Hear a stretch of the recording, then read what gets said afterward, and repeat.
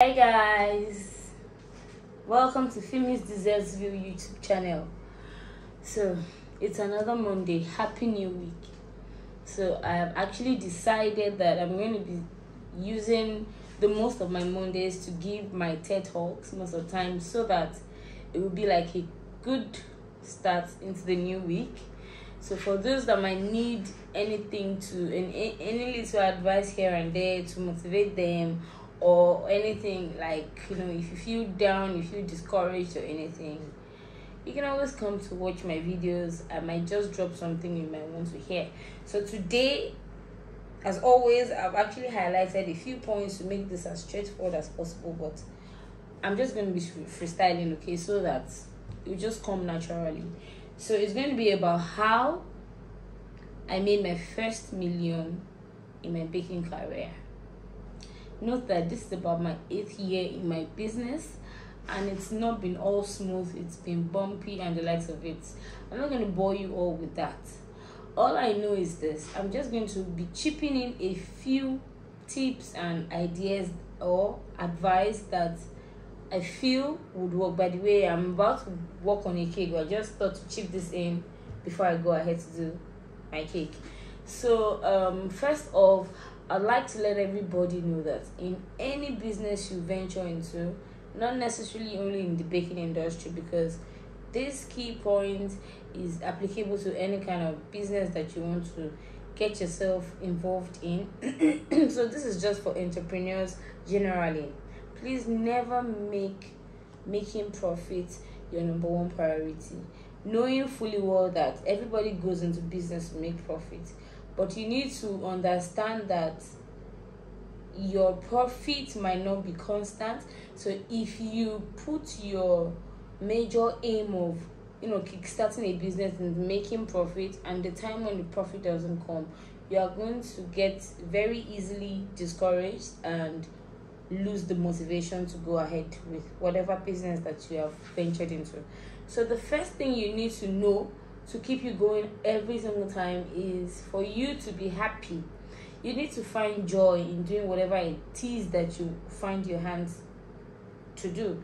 Do you understand? Like, you need to be happy. You need to, run a business with the mindset that excuse me, enjoy doing this, and because I enjoy doing it, I would be able to overlook when I'm not able to make enough profits as much as I projected that I would. So I think that's the first thing you need to know. You need to find joy doing it, because anything that you find joy doing, you do it even better than the one that you're just doing for a purpose, like for money, for profit. Because like I said earlier, it wouldn't be all rosy every time. So you need something to hold you down at the point where you feel like you're not making profit. Sometimes you might even lose, but you just have to take it as one of those things. So going back to the topic, how I made my first million. It's so amazing that the first million I ever made wasn't made in my first, second, third, fourth, fifth, 6th year, thereabout. It was during COVID-19 pandemic. Can you imagine? Like, seriously, you know how it is said that when there's a casting down, like, trust me, even the previous year before COVID-19 started, it was, how baking business is, it's always a lot challenging, especially because it's so capital intensive. And if you don't really weigh your options properly, or you don't have a good strategy, a good business strategy, you'd find out that you're losing out, or you're just working without making any profit, and you might just get exhausted. So I was already getting to the point where I was already getting exhausted mentally, physically, and all of those things. Family and everything just made it a lot worse, because I had to just be present in every case. All right, I'm sure you understand. So moving forward, it wasn't so encouraging, but we kept on pushing, only for COVID-19 to strike. Excuse me. It was really a tough time. I actually sat down one day, and I just, in my bakery here, and I just started musing and thinking about what I could do to get ideas or how I could remain in this business without having to pack up. Because the first instinct when COVID-19 struck and the whole restriction in movements was, I knew that there would be likely about a 90 to 95% chances of a decline in business. Because a lot of people got paranoid. I got paranoid too. A lot of people got paranoid, and they were not going to place order for cakes because it was a very bad time, and who was going to buy a cake at that time? Number one, you can't go out. Those that had birthdays had to cancel their birthdays, weddings, events, and all those things. So it was just so much going on, and the last thing I'm sure a lot of clients would think of is how to celebrate birthday. A lot of people lost their loved ones, and it was such a bad time. So definitely I was already thinking of what I could do to get myself sustained in this business if at any point I lose sales, like if customers don't come along and anything. It happened. I just thought about my online classes. That was the very first thing that popped in my head, and I don't even know how it popped, because trust me, I've actually not been a camera person over time. So I'm even so surprised that I can do this now. I have never been a camera. I've always been in the background. I've always liked to do my things without nobody seeing my face, but actually I enjoy doing the camera thing now. So but that was what actually spurred my my confidence. I could say I was very camera shy before, but it's now like a win-win for me, right? So I started shooting online classes via the Telegram platform. I shot series of classes.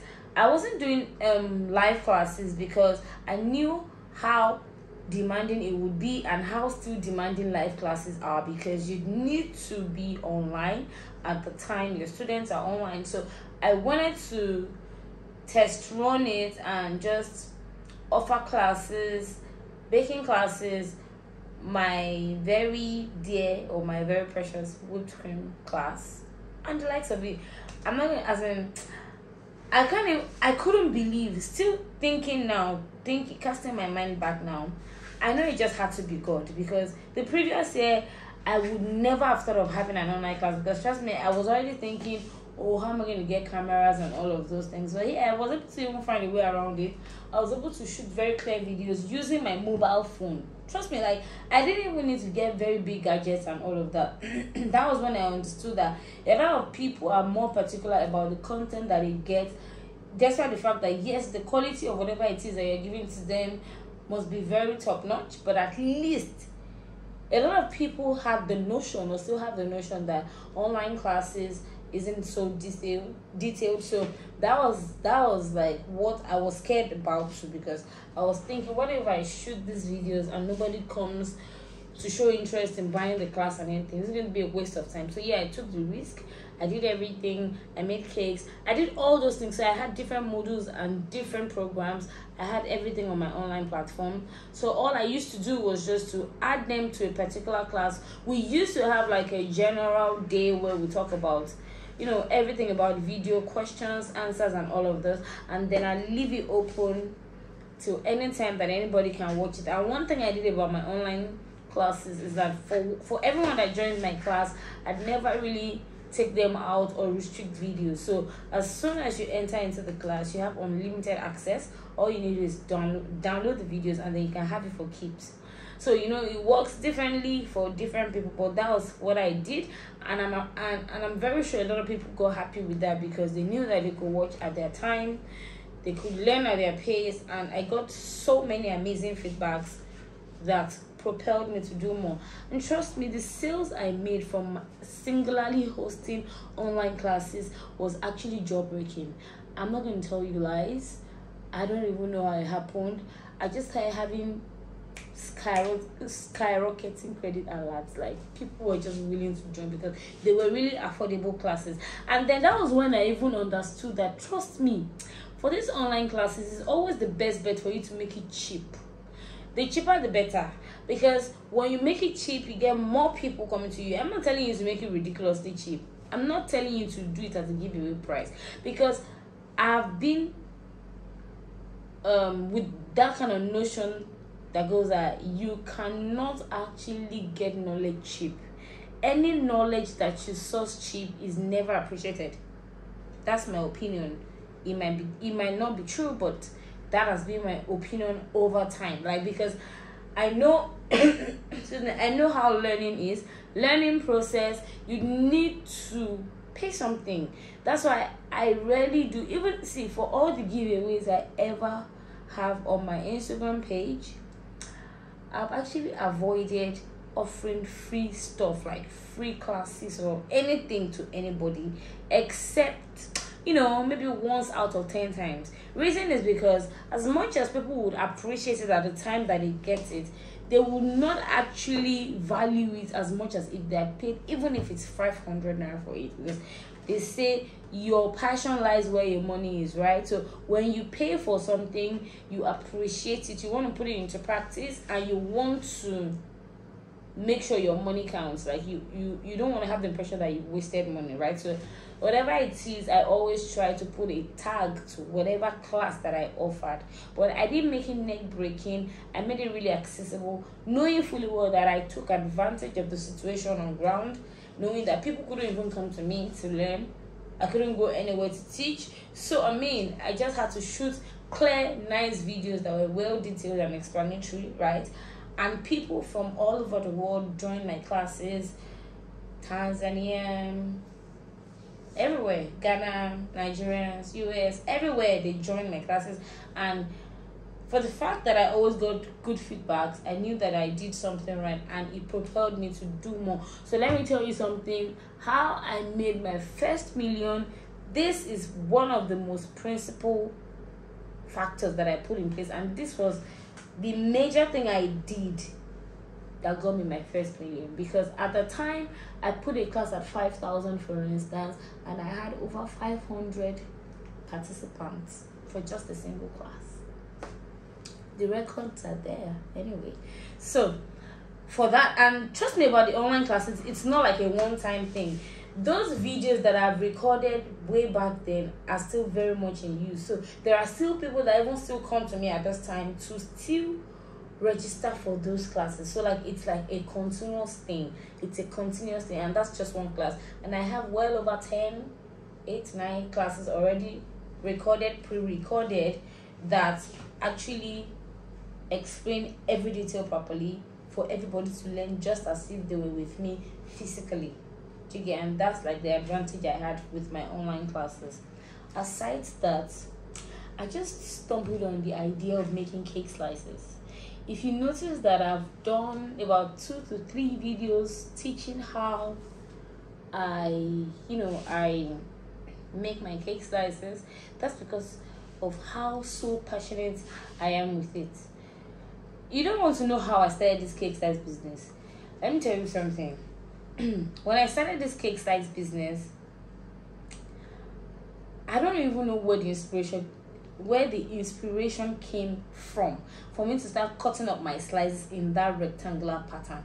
Maybe because I'd always seen cake slices as these triangular shaped cakes, and I just thought to myself one day, what I did was I baked cheesecake. The very first cake slice variant that I had was a red velvet cheesecake. Now I have well over 12 variants. Okay, so that's all due to the help of the Holy Spirit anyway. But I have about 12 variants now, but I started with the red velvet cheesecake. Now, that particular time, let me tell you what happened.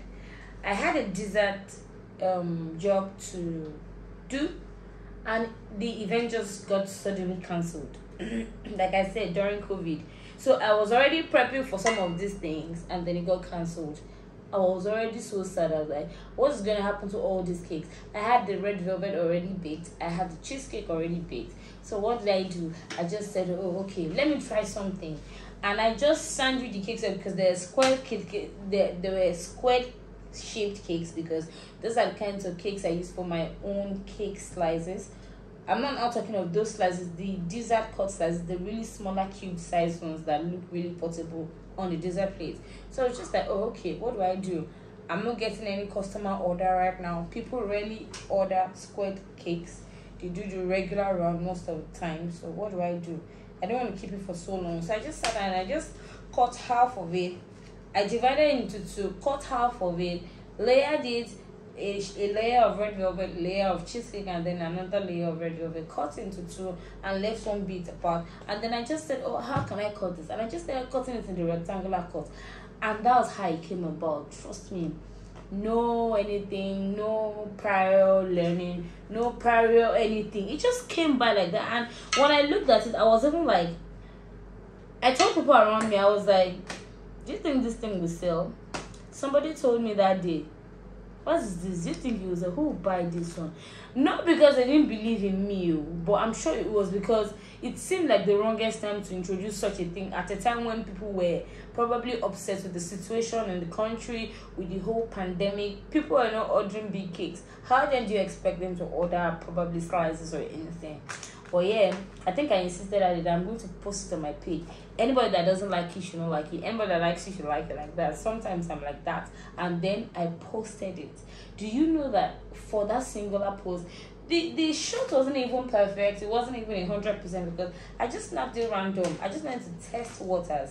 Trust me, do you know that cake post, that cake slice post still has one of the biggest likes till date, even after about 2 years on my page? Because I think what fascinated a lot of people was the fact that the cut looked different.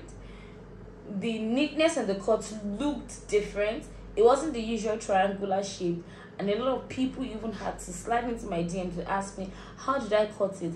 And trust me, having your business mind or your business brain activated at times like this is always a very good thing.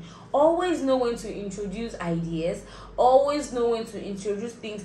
Anything that you see a lot of people asking you about, you can actually run a class on it, because you would actually sell through that. So after I already made my cake slice class, made all those classes and all of them, those were actually doing well, I introduced the cake slice. Now I think when I put it up that it's available for sale, I think in about 30 minutes it was sold out. Even the one I had not cut, I had to go and cut it. So I sold it off, and people kept asking, when would you have new cake slices? And then that was how my cake slice business was. But that week also, I introduced another variant, and again it sold out. That was when I officially took it as if I now have a cake slice business. Till date, this cake slice business has still been thriving, and it is still thriving. And I've been able to understand that a lot of people are actually patronizing, because for those that want to taste my product without before placing an order for a larger, sized cake, they always indulge with the cake slice or the cake loaves, as the case may be. I mean, so that in case they don't like it, which is never the case anyway, they would be convinced or otherwise. So yeah, it's a win-win for me, because these cake slices and cake loaves bring daily money, really, like logically, because you don't need to wait for the big orders before you actually make some extra cash. So it's always a good idea. So like I said, aside from starting up my online trainings classes, I then went fully into the cake slice business, okay? And aside from like making some cool cash from this latest investment that I actually got involved in, it was just another avenue for me to make quick cash, like on a daily basis. Cash to just like to sort out very quick needs and all that for the bakery, and then I'll still have something left. So in conclusion, really, and then again, I told you earlier that a lot of people slid into my DM when I introduced these cake cuts, and that was when I came about making the video of my cake cut class. So you see, in anything you do, try and take advantage of any situation that you are in. If you find yourself doing something a bit peculiar or differently from what a lot of other people are doing, you can actually make some money from it. So aside from selling the cake slices, I actually had a class to teach other people how to achieve it for their own clients too. So yeah, I mean, there were now a lot of people cutting up their slices that way. But yeah, I mean, at the end of the day, I was able to make some more cash from teaching too. So I made some cash from my online classes. I made some more cash from my cake slice and cake loaf business. And then I still went ahead to still monetize that idea that I got by teaching it and then impacting to other people as well. So in summary, what I'm trying to say is that whatever works for you, whatever it is that you are doing that is a bit more peculiar than what other people are doing, you can actually make cool cash from it. Like, you don't need to wait for the big cash all the time, because at the end of the day, the big cash would come, yeah, but these smaller ones would actually add up together and even make up bigger cash. Like, you know how they say little drops make a mighty ocean, right? That's just like the very vivid example of what happened to me. And I was actually able to take on major investments and actually do bigger stuff with the money that I made, and I'm still making from it. So I think I've actually address this issue as much as I would like to. But in summary, what I'm trying to say is that, you see, I wrote this down already. Yeah. So in summary again, sorry, as much as the primary goal is to make your money, all right, don't let it be the major yardstick that will propel you to venture into any business or take on any risk in your business, as the case may be. Because remember, if you listen earlier, I said I started this thing just by chance, like testing waters, and then I was able to make some nice cash from it because it was acceptable with my audience and they were willing to pay a token to learn that craft, that aspect, and it yielded some more funds for me and they got the knowledge, and then it was a win-win. Everyone became happy. So I think that's what I'm trying to say again is, do whatever works for you.